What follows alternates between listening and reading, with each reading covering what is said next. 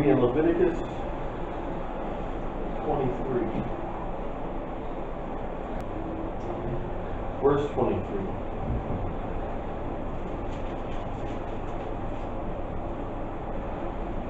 Yahweh spoke to Moses, saying, "Speak to the Israelite people thus. In the 7th month, on the 1st day of the month, you shall observe complete rest, a sacred occasion commemorated by loud blasts. You shall not work at your occupations, and you shall bring an offering by fire to Yahweh."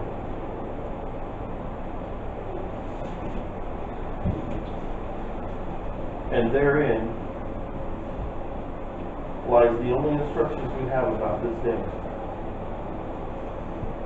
That we gather together, that we do no several labor, and that we have, quote unquote, loud blasts.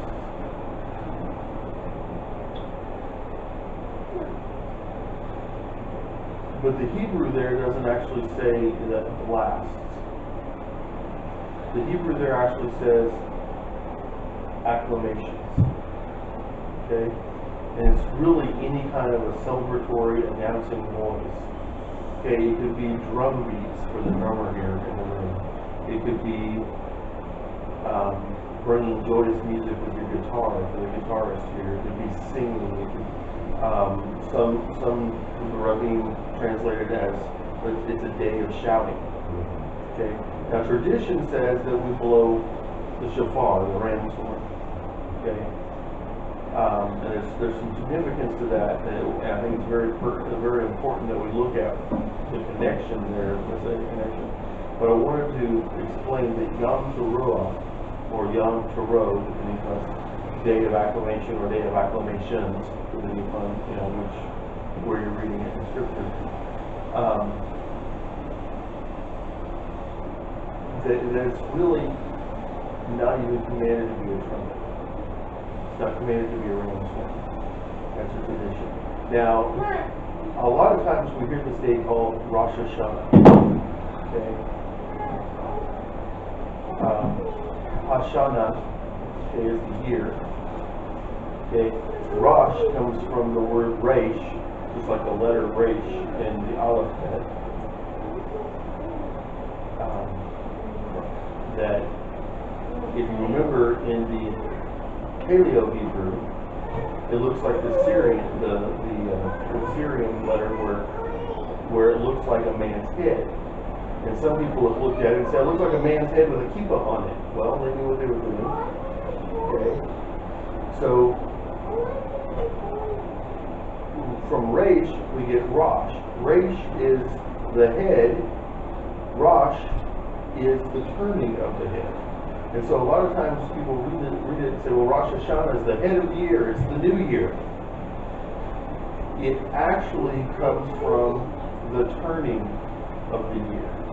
And that confused me for a long time when I was studying on it, because it would say, well, it's the new year. People would say it's the new year, but Scripture clearly says that in the first month, when the Aviv is green in the field, okay, which is usually like when it's green over there in Israel, it's like April or March here, March or April. I think the latest I've ever seen it was in May. Okay, and so that confused me for a long time, and then somebody told me, well, it's the religious calendar counts from the spring, and the secular calendar for the anointing of kings and putting kings in throne comes in the autumn. And then I was studying on the names of the months that came into Scripture later on in the Tanakh, and come to find out this is the first day of Tishri. The month before is Elul, and Elul literally means, if you break it down into the academical form, literally means the king is in the field. Like he's in the field, he's passing through the field. We're giving praise to him because we're preparing, because his kingdom is going to be announced on the day of acclamations. Okay, and there's a lot of symbology there for us as Messianics, because our King is in the field. He said the fields are white for harvest. Pray for laborers to harvest. And what he was telling them is pray for people to go out and tell the gospel and draw people back to the law, draw people back to the covenant. And he's still in the field. He's still like Boaz, passing through the field, looking at it, seeing that it's right, but also seeing the near relative, the one who needs him to come and save her and make her life whole again and give her a home and a family and an identity and a heritage. And he looks at every one of us and he sees that. And that's what the month that we just passed through was all about, is remembering that we are the harvest and that we are the workers in the harvest of the field, just like the Levites were the priests, so that we would learn how to be priests. We are both the harvest and the workers to go out and harvest more. And so when we come into this season of what we call the days of awe, okay, when we blow the trumpet and we shout and we acclaim that he is the King enthroned, okay, what we're saying is, okay, we have seen you passing through the field, Lord. We've seen you passing through the field, Master. And now we see that you are taking your seat on the throne. And it's only a matter of time until your kingdom comes full and reigns over the new earth, the renewed earth. It is so easy as we study the feasts. It is so easy to get distracted by the fact that there's almost nothing said about this one. But I think that the fact that there's so little said about it tells us that not that it's not important, but that it was so important at the time that very little had to be said about it for them to understand. It's like the whole teaching that I do on why did David not tell Solomon how to be a man? His instructions was be a man. He didn't have to go through the details of how to be a man because he spent Solomon's whole life teaching them how to be a man. I believe this is the same thing. Elohim didn't have to tell Moses to tell the children every detail of what he wanted because they were already doing it at that time. This is like the seed of the days of awe. This is the day that begins to count for the autumn feast. Okay? So that when we get to each day as he commands, we are counting and we're watching the moon phase. And by this, we know that when the day of Yom Teruah is. We know when Sukkot starts. We know when Shemoneh Esrei is by marking this day and this moon phase. And the only way that we as a people know it is by the sounding of the acclamations, which traditionally is the blowing of the horn. But I want you to think about this. We get a lot of people who are skeptics who say, well, he didn't fulfill all of the feasts. He fulfilled the spring feasts, but not the autumn feasts. Okay? And traditionally, a lot of Orthodox Jews believe that there would be two Mashiach. There would be Mashiach ben David and Mashiach ben Yosef. Okay? I personally believe, and I think most of our elders would agree with me, that what they're really talking about there is the first and second coming of Yeshua. There's not two men, but it's one man coming twice. Like the man who came through the field also comes into the throne room. Okay? The man who fulfilled the fall feast, fulfilled the spring feast, will also fulfill the fall feast in his second coming.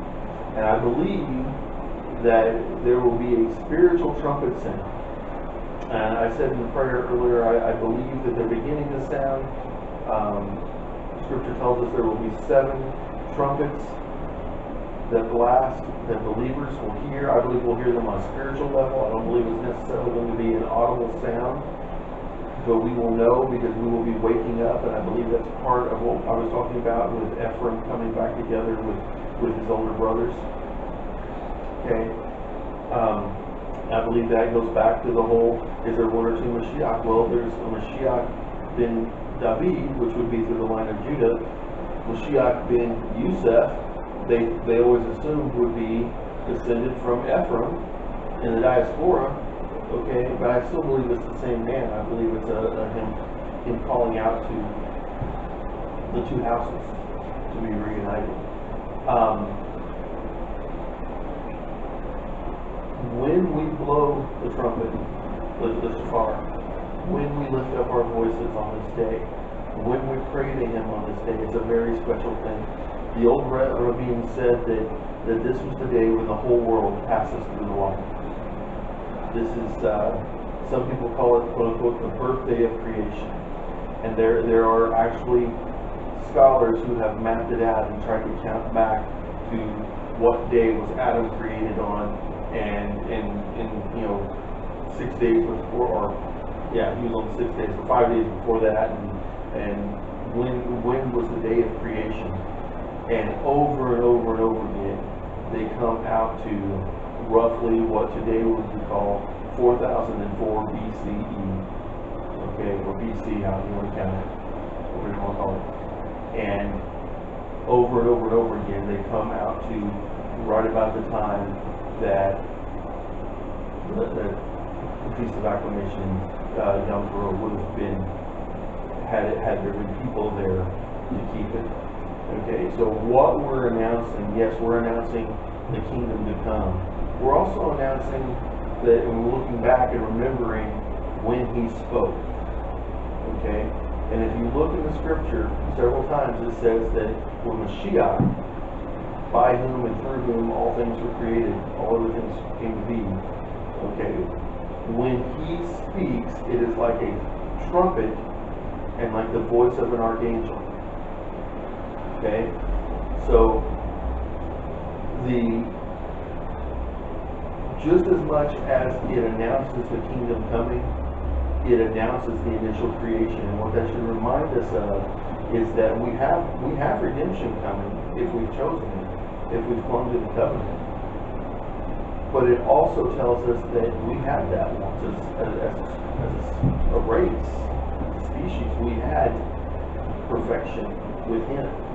We had a life without sin, and we lost it because we did not take seriously enough His commandments. What were His commandments?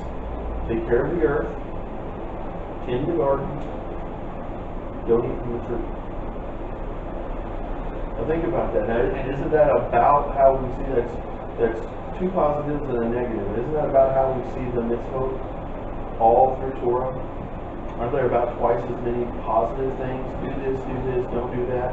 Do this, don't do that. There's a model there that, you know what, we need to keep those positive mitzvot and we need to obey them, but not do the things that He says not to do. Okay? Because when He spoke,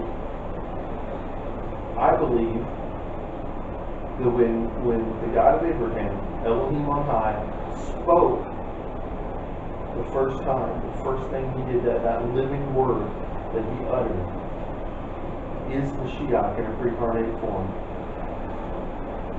And through Him and by Him and in Him all things were made. That means that the kingdom into which He is calling us is identical to the world that He created in the first place. The things will be put back to the way that He intended them to be, that His Father intended them to be, and told Him to make it. Okay. Shaul tells us, Rabbi Shaul tells us in Scripture that it will be on the last trumpet, that in the twinkling of an eye we will be taken away from this situation, and all things that are sinful will be consumed, and the world will be made new, and there will be a resurrection. And there will be a resurrection of both the just and the unjust. And there will be a judgment, and guess what? Every one of us will be found guilty. People go on and on. I'm in the Lamb's Book of Life. That's great. We're still going to stand in judgment. We're still going to be called the sinners that we are, because before it ever mentions that, the same text says that all the dead, small and great, were judged by what was written in the books. Not the book, the books, plural. We're either in the book of we lived a good life, or in the book of lived a bad life. And even those of us who are written in the book of the good life, guess what? We're still sinners. We still fall short. We're still unworthy. And we still need to have our names in the Lamb's Book of Life. And the names that He gives us before we're even conceived, because it says, before I formed you in the womb, I knew you. The names He gives us there are written in the book. People say, well, when I got saved, my name was written in the book of life. No, because you got saved, because you came into covenant, your name is not blotted out. Anybody who doesn't understand that needs to go back and read what the Scripture says, because it says that those who did not choose the covenant were blotted out of the Lamb's Book of Life. It means they had the opportunity, just like Adam and Eve had the opportunity. But by our choice, whatever choice we make in this life determines whether or not we're blotted out. You know, there are some really, really people, a lot of people think are good people,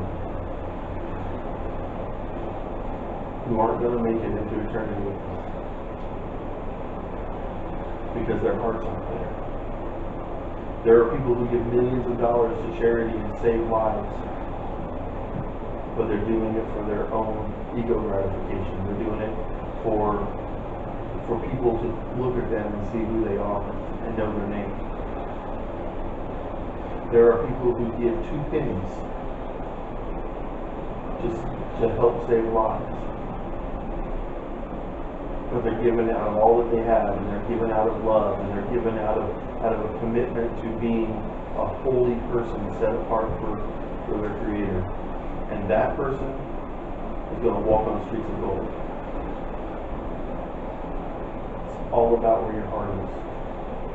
And if your heart's not right, you're never going to hear the spiritual shofar. It doesn't matter how many years you stand out here and hear us blow it on this day. It doesn't matter how many times you're in synagogue or in a mainline church or in whatever.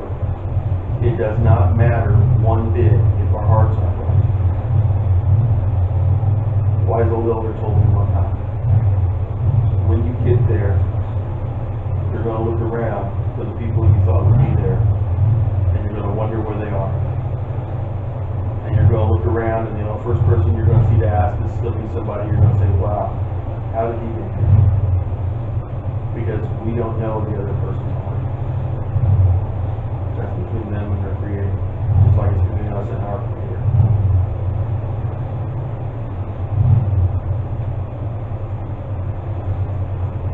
Today is a day for forgiveness, passing through that life. Today is a day to begin to in a new way to make ourselves holy and set apart. Because the next day that we have coming up, not tomorrow, but the next holy day that we have coming up is Yom Teruah. It's the Day of Atonement. The day when blood is shed. Traditionally, when the temple was standing, blood was shed in the Holy of Holies to atone for the sins of Israel. I think it's very fitting that a day of repentance comes before a day of atonement.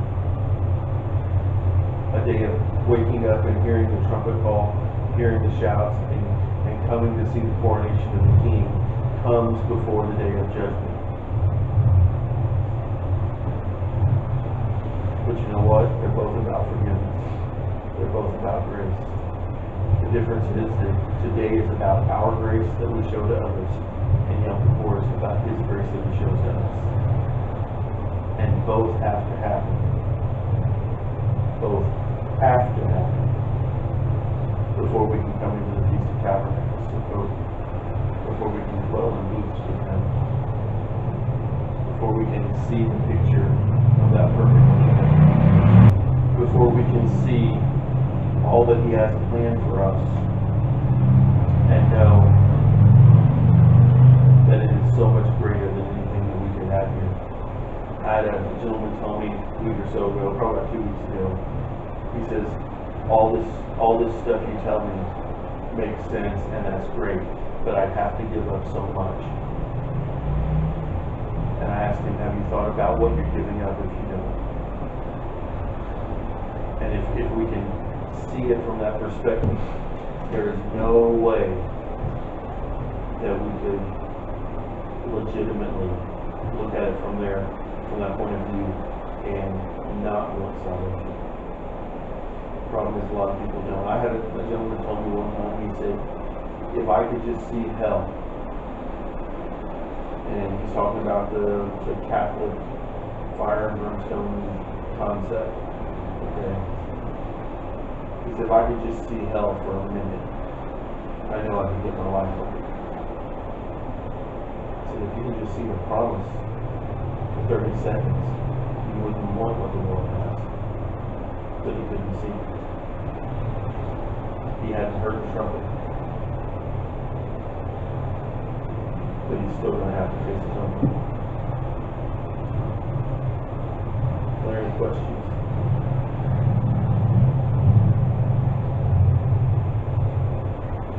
Traditionally, in ancient Israel, this is the day when the kings would start their official reign. Yes. If at any point in the last year a king had come into to the throne, the time up to this day would be considered the first year, even if it was only a month, even if it was only a week, that would be counted as the first year of his reign. Because just like Sabbath, a weekly Sabbath is considered a day without number. You know, it's like you've got first day, second day, third day, okay, and then you get to the seventh day and it's just Sabbath, okay. The high feasts also are considered days outside of time. Okay, days when we commune with Him in a more perfect manner. And so this day was considered to be the time the day when time stopped. Everything before that was the first year. Okay, so you could literally have had a king born here yesterday. That would have been his first year. Tomorrow would be the second year in his reign. Does that make sense? That took me a long time to wrap my head around. Something else that's interesting, you know, we've wrestled before, or I have, and Jordan and I have talked about it. The seasons are so different in Israel. And it's like when it says that we should be looking for the green ears of grain, we don't even have anything planted yet. Okay? And it's interesting, I was just reading the hymn of Gordon kind of teaching out about all the meanings behind Yom Teruah. And he said the most legitimate reason he can find for calling it Rosh Hashanah, the turning of the year, is because it was or still is over there, an agricultural new year. Because after this day, they go out and start plowing the fields. And between now and the end of Sukkot is when most people will have their crops in the fields. So that those green ears of grain are in the fields in what we call springtime. So that the harvest is coming in around Shavuot. That makes it make a lot more sense, doesn't it? Okay. So we can't look at the timing of any of those things in Scripture. And I've known this for a long time, but the way he explained it made even more sense. We can't look at those things from this perspective and say, well, you know, they were planting in the field, so it was, you know, March, April time. Okay, now it was more like September, October time. Their seasons are just different. And that actually makes a lot of sense if you think about it. If today marks creation, day one, like they calculated back and think that it does, then it makes sense that this would also be the time where in the land where He made His name to rest, where they would be planting rather than harvesting. It also makes us stop and think, you know, we wrestle so much with we have to get our heads out of the Sunday calendar. We got to get our heads out of the midnight to midnight thing when we come to the truth. We gotta think about 6 days and then from sunset to sunset is Sabbath, and we gotta learn that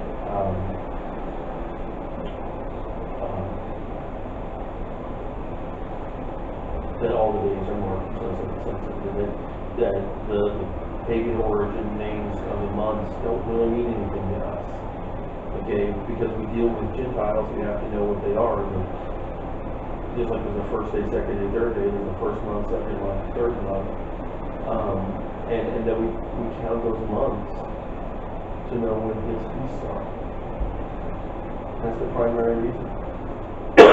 He gave us the moon and the stars and the sun for timepieces, and that's it. Somewhere along the line, people started worshiping those things.